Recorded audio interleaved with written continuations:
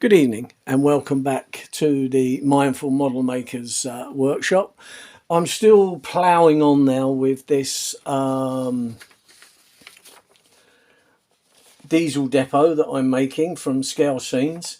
What I've been doing over the last couple of days, or say 3 days, is printing off the sheets, using the enamel spray to seal them, because I found that if you don't seal that and you get a bit of glue on it or whatever, obviously it loosens up the ink.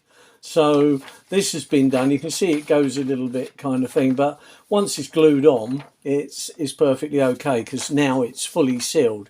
I've been making several bits. This is one here where I've got the actual, these are called sidings along here. So basically what it is, it's like a comb like structure. I know I've shown you this in the early one, but got the hang of it more now. Glue them on. You don't really have to seal them. There's not really much of a thing. But what you do have to seal is the paper that will go across. Because what happens on that, if I can find the original one that I did, you find that the ink starts to come off and it goes like that kind of greeny colour. I don't know why it went like that. That one I've actually painted with an enamel paint. So, I mean, failing it, you could just paint it in if you wanted to. And this is what happens, of course, if you don't seal properly. If you spill anything on, it livens the ink up. It might not be too bad if you want it to look a bit derelict. But anyway, so I've managed now to get 2 walls done like this. And of course, the next bit, it has an inner wall. So this is the inner wall, which is like a grey brick type thing. And in between that, you will sandwich the windows. I'm going to make slightly different windows than the one that comes with it, but I've got to experiment on that. So you get quite a thickness by the time that's put together. I haven't really tried too much what to do here, but there'll be a black frame around the window, so you won't see any of the other bits. So it matches up quite well. Now these bits at the top here, where it sticks up, which is like the comb, you just cut that off.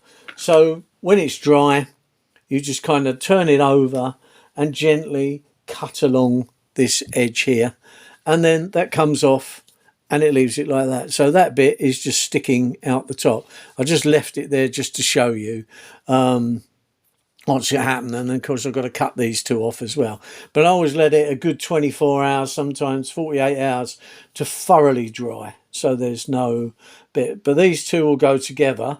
And, of course, then you have buttresses that go down to join it all together, and they're quite thick as well. So you've got them, you've got buttresses on the inside as well that will go on.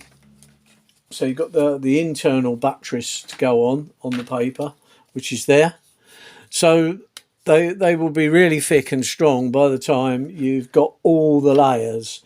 So you'll have 2 layers here, then a buttress on the outside, a buttress on the inside. So it'll be pretty thick. So it'll be double that thickness when it's finished. And then your windows in between, whatever. I'm going to use a Perspex, but I also want to use some little tiny squares of glass in it. So I'm going to try and design a window. And the reason is, I want to smash a couple of the glass. In one of my videos, if you look on the channel, I'll show you how you can actually make authentic broken glass for a model. And I'll show you again on this, but I've got to work on the windows. But I just want to get all these bits. So over the last couple of days, all I've been doing is gluing everything onto card, spraying it where it needs spraying. So that takes quite a bit of time. I've got a bit here that's all ready. I try and utilise every bit of the card, and any bits that I cut off, long strip there, I keep it because there are lockers, there are all sorts of bits that are going inside of this. So I don't really want to waste. Even the bits that come out on the inside of the windows as well, there are lots of little bits that you can glue on. So on this this is the end. I'm making a 2-road. There is an option where you can just make a 1-road diesel depot if you want to. So these will go either side of that. There are buttresses and various bits, and all there is on this one is the siding is this bit here. So it's quite a long bit that will go down on top of that. Obviously that will all be cut out, and it'll be like a big comb that goes on that. And then this is the paper here that I have already kind of lacquered or varnished, ready, so that when I do that one, that will go across. And then on the inside, that's these bits here. They glue on the inside of this, because the outside, you will have the paper going over the comb bit. Then you've got buttresses that will go on there. So there's no real detail other than this bit here. But all the other little details are added on. You get the middle one. And then these little bits here, I think they go up on top. So, yeah, because the other thing is reading through the instructions and working out what parts you need, because sometimes you might spend some time making something, oh, I don't really need that bit. But anyway, that's what I've been doing now. So there's several parts coming now together. So within the next couple of days, I will have perhaps something that is standing that you can see what it's going to look like. So again, it's going to be quite a size, really. I don't know if I get that to stand. And of course, the thickness of it, the strength of it is all there. And of course, there'd be quite a big roof that goes on top, which will hold it all together.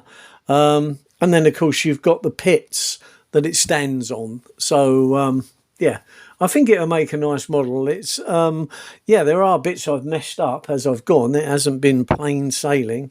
Some bits have gone wrong. But, yeah, I think in the end, see, there's one with the buttress on, my experimental one. So when you look at that, and you'll have another buttress on the inside as well, you can imagine that's going to be pretty strong bit of kit. So, you know, there's quite a bit to be said for this carb modelling, and of course you are modelling, you're making it. So yeah, it's somebody else's idea, but as time goes on, then you get loads of different options.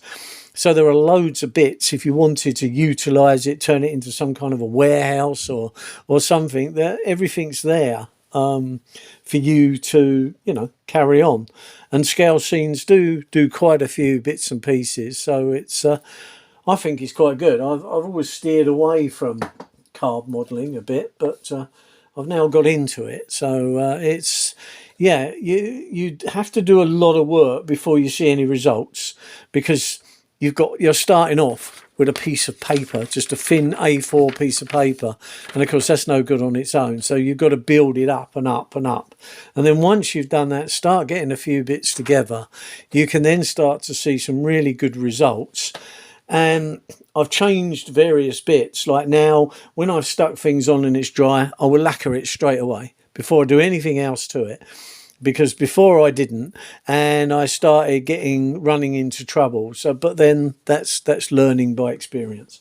So anyway, there'll be another video perhaps over the weekend when I've got a few more bits cut out and glued together, so that we can then really start to see this diesel depot taking shape. Anyway, thank you very much. If you like, please subscribe, so that you can follow us on this, because there'll be other things coming along as well. And it just helps the channel to grow. And the bigger it gets, then the more things I can get involved with. But anyway, I'll see you in the next video. Thank you very much. Bye now.